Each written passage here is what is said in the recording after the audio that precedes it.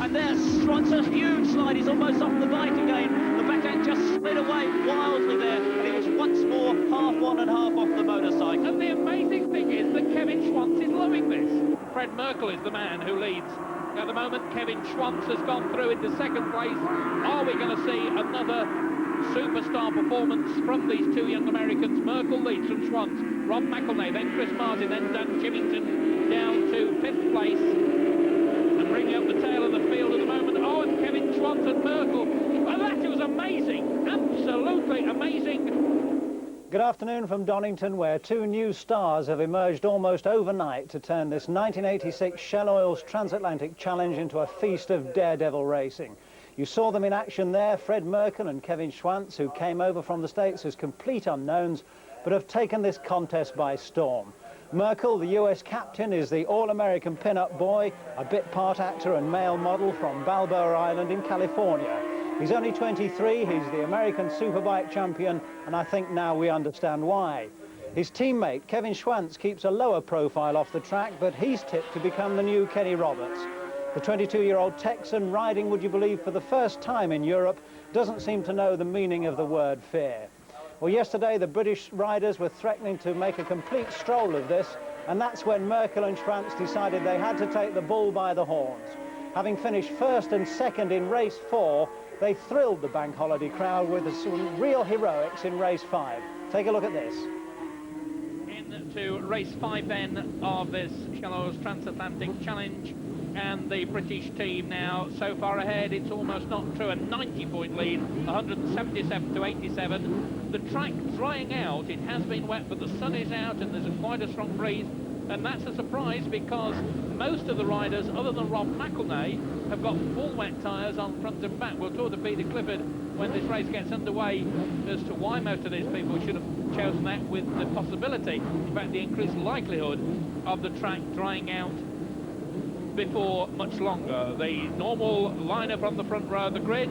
Remember that the Americans have complained about the possibilities of cheating. There's judges on each row, and away they go, and it's Steve Parrish, bike number 6, and Fred Merkel, bike number 1. There is Kenny Irons, bike number 8, and Kevin Schwantz, 34, and Schwantz will be in about 4th place. Chris Martin there in 2nd spot, and I think that was Dan Chivington who made a charge, and I don't believe he can have got that far up, started legally. We shall have to wait and see what the judges made of that. Fred Merkel is the man who leads. At the moment, Kevin Schwantz has gone through into 2nd place. Are we going to see another superstar performance from these two young Americans? Merkel leads from Schwantz. Rob McElnay, then Chris Martin, then Dan Chivington down to 5th place. And bringing up the tail of the field at the moment. Oh, and Kevin Schwantz and Merkel. Well, that was amazing. Absolutely amazing. Kevin Schwantz was all but off the motorcycle. Fred Merkel was on the grass. And that is Peter Clifford. An incredible piece of riding from Schwantz. He was right off the machine. He was just hanging on for grim death by his hands and managed to drag himself on. Here's a replay of that amazing incident. Sam McDonald, the tail end of the field, going through. Then we're going to see Fred Merkel in a big slide. Schwantz in trouble. Merkel on the grass. Schwantz off the bike. Look, the only thing hanging on are his two hands and one leg draped over the side of the bike. He climbs on board, cool as you like. Rob McElnay, I'm sure, just can't believe his eyes. Schwantz. What a tremendous young man he has proved to be. A fine, fine rider. So brave, so fearless, and so talented. But remember, of course, that Kevin Schwantz threw away 15 points when he crashed out after 2 laps in the opening team race. And here we go again, another lap completed.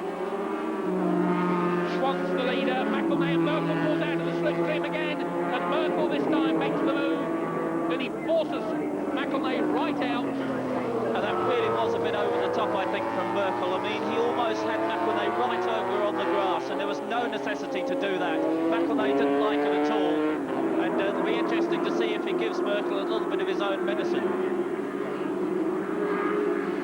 Well, Barry Sheen says that if he'd been Rob McElnay in those circumstances, he would be putting Mr. Merkel somewhere off the racetrack at some stage. Well, we shall wait and see. I think both Peter Clifford and Barry Sheen are being a bit hard Merkel. I would have said that McElnay has been moving Merkel around the racetrack a little bit as well. We shall wait and see what happens in the final stages of this dramatic fifth lap. And the point about that was it wasn't Merkel's usual line into the corner. He's been going in there tight, and on that occasion he just went wide because he knew McElnay was coming around the outside. McElnay in third place, quicker on the exit from that corner. Right down in the slipstream. He's going to pull out of the slipstream, I think, and go for the braking. No, he's not. Schwantz leads. Merkel in second place. McElnay behind through the S's onto the new section of the Donington circuit. Yet again, Kevin Schwantz leads Suzuki, leads Honda, leads Yamaha. Well, look for McElnay accelerating harder. The intermediate should be holding up, but no. Well, whatever the rights and wrongs of that overtaking manoeuvre, Fred Merkel seems to have subdued McElnay a little bit.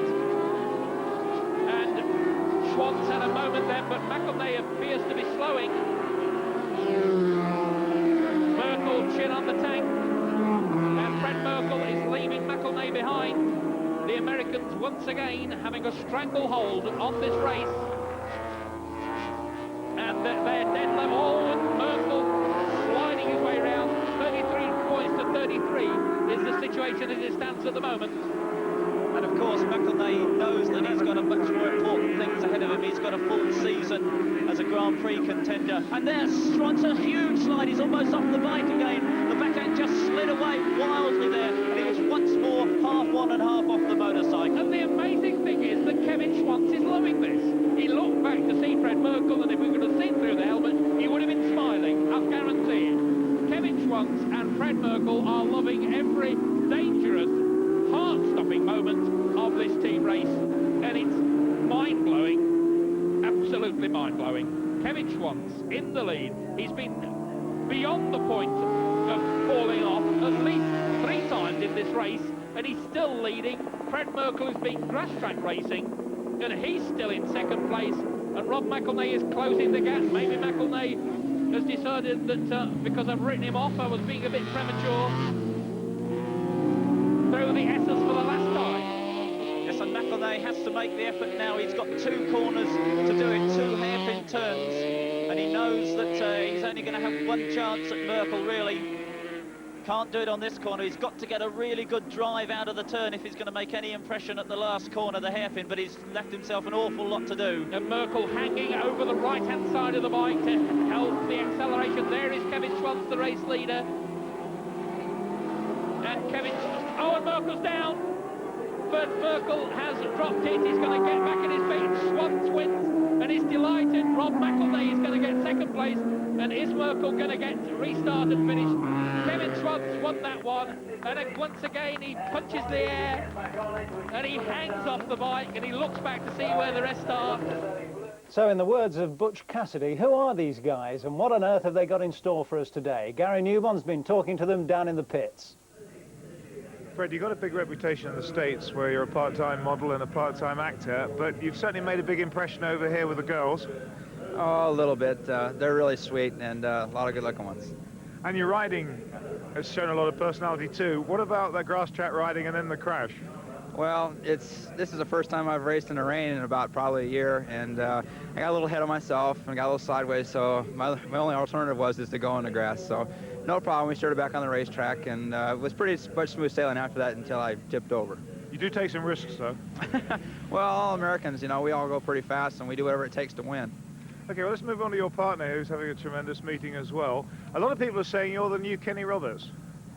Well, I guess it's pretty good to be compared to Kenny, and Kenny's done a lot for road racing, both in the U.S. and over here, and just hope we can do the same for that. Are you a little quieter than Fred?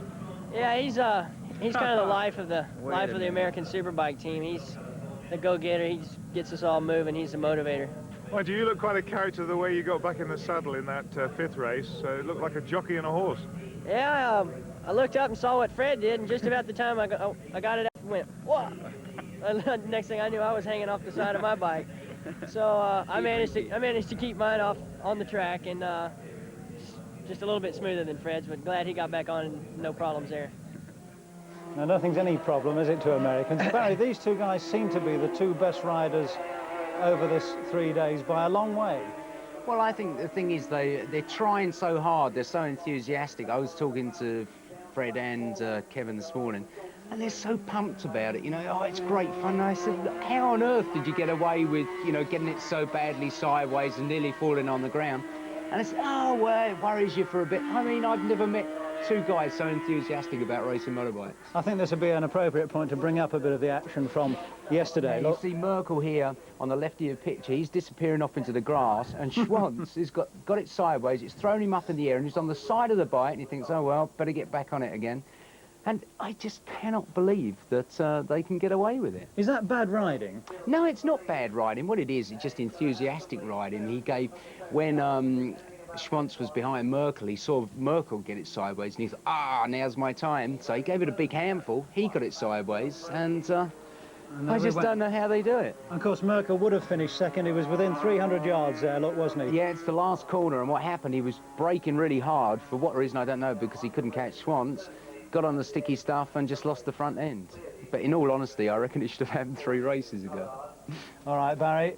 Expectations high then as we went into the final day of the Transatlantic Challenge today. Thanks to the two Rogers, Burnett and Marshall, Britain still had a colossal lead of 220 points to 110.